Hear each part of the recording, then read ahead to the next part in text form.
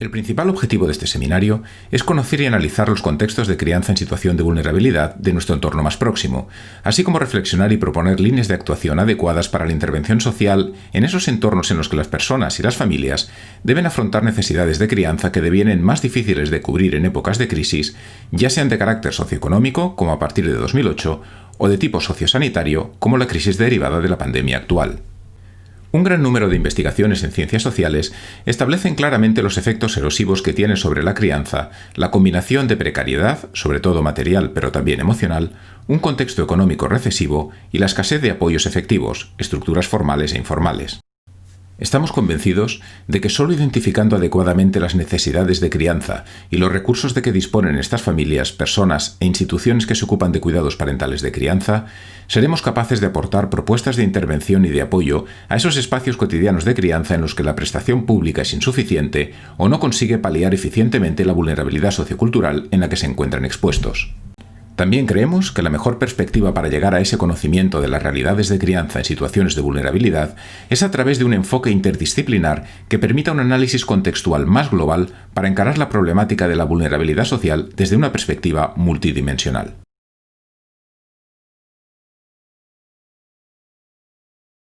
Yo creo que es importante que seamos conscientes que con cierta relativa cercanía en el tiempo hemos pasado de considerar a la infancia como un espacio de bienestar garantizado por las diferentes fórmulas de crianza a darnos cuenta que en buena medida un gran porcentaje de niños, niñas y adolescentes están en situación de vulnerabilidad, por razones diversas.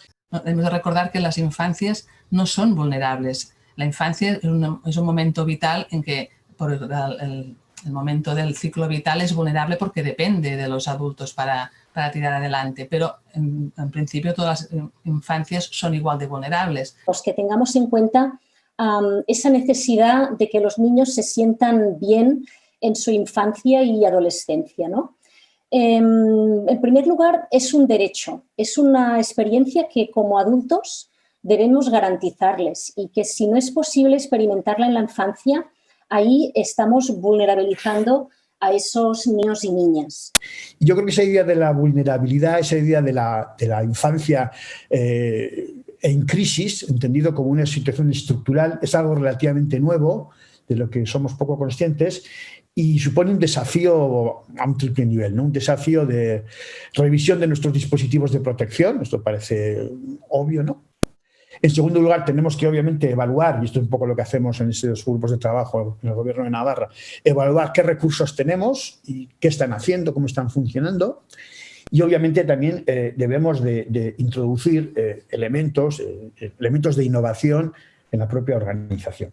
Cuando no hay una experiencia de bienestar en la infancia, esos niños y niñas se proyectan de forma distinta hacia el futuro y esto nos tendría que preocupar. Se reducen un poco los horizontes, ¿no?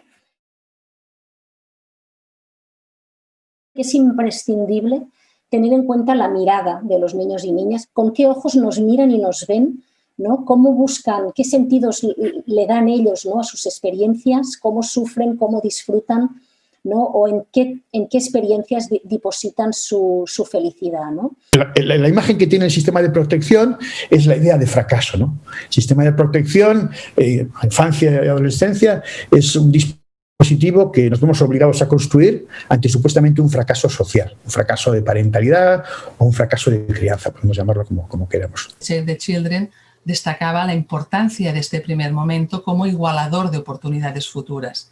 Todo lo que pasa estos tres primeros años, una atención adecuada, ponerte en el diálogo interno con el niño, tener profesionales adecuados en el caso de que se decida escolarizar al niño de 0 a 3 años, pues todo este patrimonio que el niño de 0 a 3 años consigue durante esta etapa de seguridad afectiva, de confianza con el entorno, etcétera, etcétera, le ayudará en el futuro. Y es que para escuchar a niños y niñas necesitamos unas orejas especiales, ¿no? Hay sujetos que empiezan su pertenencia como individuos sociales y responsables a una edad muy temprana. 3, digamos, de cada 10 niños, niñas, nos están diciendo que no están suficientemente contentos con sus vidas. Hay un olvido de su voz o un olvido de su margen de participación en la vida social. El menor se convierte en materia de Estado desde el inicio de los sistemas de protección, pero que sea materia de Estado no significa que se le dé un protagonismo en la vida social a escala de su edad o de su experiencia, ¿no? El contexto especial que supone estar en el sistema de protección pues implica que el menor, en parte, paradójicamente, al ser protegido, pierde derechos, cosa que los menores fuera del sistema son protegidos por los entornos domésticos, pero también esos entornos domésticos, a diferente nivel y grado, son garantes de pequeños derechos, ¿no? Afortunadamente, hemos podido también analizar cómo impactan las experiencias, ¿no? que representa ese mundo de las relaciones, ¿no? Que se ha puesto como sobre la mesa y que me parece un ámbito de estudio donde hay mucho camino por recorrer y mucho por aprender, ¿no? La vulnerabilidad en nuestra sociedad la podemos, como un epítome, ¿no? Lo podemos resumir como un proceso continuado de pérdida. Porque vamos a peor. Es obvio que la erradicación de la pobreza debe de ser y es en muchos de los marcos internacionales un objetivo prioritario, ¿no? Porque los impactos no solo son objetivos en las trayectorias de los niños y niñas, sino que también impactan en sus infancias, en sus experiencias de bienestar en la infancia, ¿no? En España esto es todavía peor. ¿Por qué? Porque ya sabéis que los PIGs, los países PIG, que nos llamaban así, los que no podían devolver una supuesta deuda, pues tuvimos una crisis financiera tremenda y que implicó en el año pasado, estoy hablando del informe FOESA del año pasado, que el año pasado había 1,2 millones más de personas en situación de vulnerabilidad extrema. Sobre la mesa, el hecho de que los países con menor índice de pobreza infantil y familiar, los países donde las familias presentan un mayor grado de bienestar, son aquellos países que plantean políticas familiares universales, políticas familiares dirigidas a todas las familias con niños a cargo. Sacar a los niños de la pobreza, ¿no? Debemos favorecer entornos relacionales mucho más sanos, ¿no? Desde los cuales padres y madres estén en mejores condiciones de proveer esos apoyos afectivos, ¿no? Y esos cuidados que los niños necesitan y que los necesitan más que nunca en sus entornos familiares. Orientar sobre competencias parentales en aquellas familias que lo desean, que lo piden. Promover la ayuda mutua, especialmente el intercambio recíproco, el intercambio simétrico, el que supera otros enfoques más jerárquicos, más prescriptivos. Estos enfoques más de ayuda mutua, de igual a igual, de poner en relación familias en situaciones parecidas o porque tienen hijos de las mismas edades, pues lo que ayuda es a prevenir, insisto, a prevenir esta vulnerabilidad familiar. Tener una red grande implica tener recursos. Te mueves, contactas, tienes tiempo, regalas, te viajas, vas a una fiesta, te enfadas, ¿sí o no? Te vas moviendo, ¿no? Cuando las redes pequeñas son más pequeñas, valga el pleonasmo y la redundancia, tu mundo es más pequeño, ¿eh? Y realmente tu autoconciencia y tu autoestima también es más pequeña. Sobre todo lo que limita al nivel práctico, ¿no? Y al nivel de tiempo es las cargas domésticas y el trabajo, ¿no? Es evidente que una mujer que trabaja 8 horas, que vuelve a su casa, que se tiene que ocupar del hogar y que además tiene que dar cobertura emocional al marido, a los hijos, a las nueras, etcétera, pues tiene poco espacio realmente para hacer otras cosas, ¿no? Iniciativas comunitarias de promover encuentros entre familias. Familias con niños pequeños o más mayores, pero la idea está de poder salir del núcleo, de fomentar la sociabilidad, de salir del aislamiento. O sea, nosotros como sociedad, como planeta, pero como sociedades occidentales, como sociedades post-Segunda Guerra Mundial, como sociedades de la abundancia, como sociedades de mercado, Estamos en un contexto de desigualdad creciente imparable, imparable. Aunque sea de mucho sentido común, a veces parece que lo olvidamos. Las políticas familiares universales las vemos en los países nórdicos, en países donde las políticas familiares, insisto, se dirigen a todas las familias y es donde menos índice de pobreza infantil hay.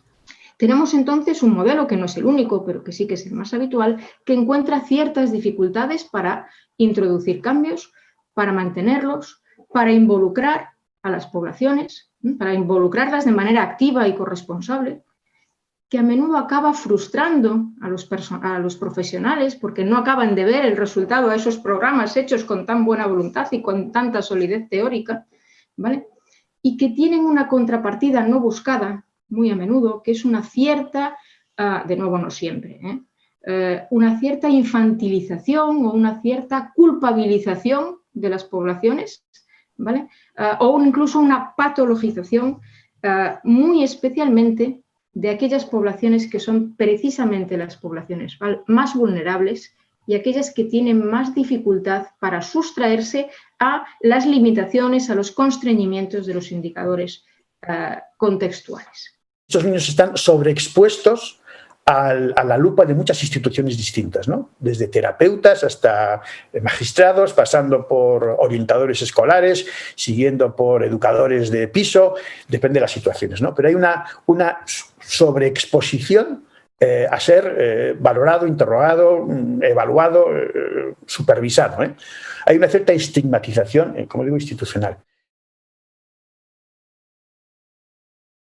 Que cuando queramos intervenir, bien desde un punto de vista estrictamente asistencial o antes, desde el punto de vista de la prevención o de la promoción de la salud, tendremos que tener en cuenta que nuestras intervenciones, incluso aunque sean, digamos, a nivel macro o intervenciones generales, tendrán que realizar siempre un esfuerzo, ¿no?, en su diseño y, sobre todo, en su implementación, por adaptarse a las características, a las necesidades de cada población en concreto. Pero era muy importante incorporar a los niños en la problemática, ¿no? Las familias que incorporaban a los niños en la problemática, les exponían abiertamente cuál era el problema y les hacían copartícipes, eran más proclives para que los niños se incorporasen, ¿no? Aquello de la falta de confianza. Pues aquí, al incorporar, al hacerlos partícipes, los niños adoptaban un rol que realmente ellas decían, ¿no? Han madurado mucho, nos apoyan, en vez de tomárselo mal, se lo han tomado bien, ya salen menos, tienen más cuidado con el dinero, se preocupan más por mí. Entonces, claro, era curioso porque al compartir este efecto, dicen algunos psicólogos, ¿no?, que esto funciona así, pues los hijos realmente pues, se volvían responsables, tomaban una corresponsabilidad de la situación familiar y ayudaban a salir de esa situación, ¿no?, o a sobrellevarla de mejor forma, ¿no? Es muy agradable ver los niños y las niñas cómo expresan su satisfacción de participar en estos entornos. Los adultos tenemos la obligación de garantizar condiciones de desarrollo máximo en todos los sentidos del desarrollo, no solo material, también relacional, ¿no?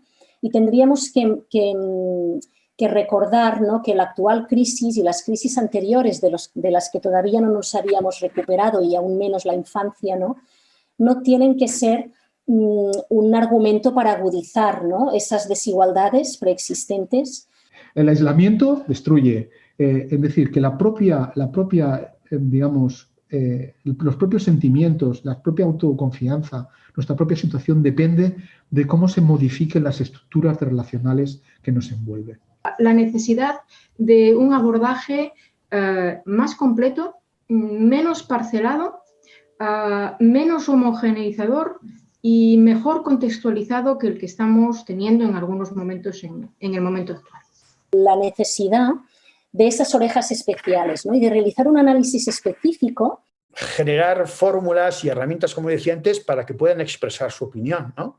Y no solamente digamos, en contextos terapéuticos, que es donde normalmente se hace, sino su opinión desde en cosas de los espacios cotidianos en los que habitan hasta en la incorporación digamos, a elementos sociocomunitarios que normalmente les son muy regulados y muy limitados, ¿no? Los niños y niñas nos han dicho que cuando pasan tiempo con la familia, no solo estar, sino pasarlo bien, jugando, hablando, compartiendo actividades, se sienten mucho más satisfechos con su vida. Actividades de ocio de niños y niñas y adolescentes compartidas con sus iguales.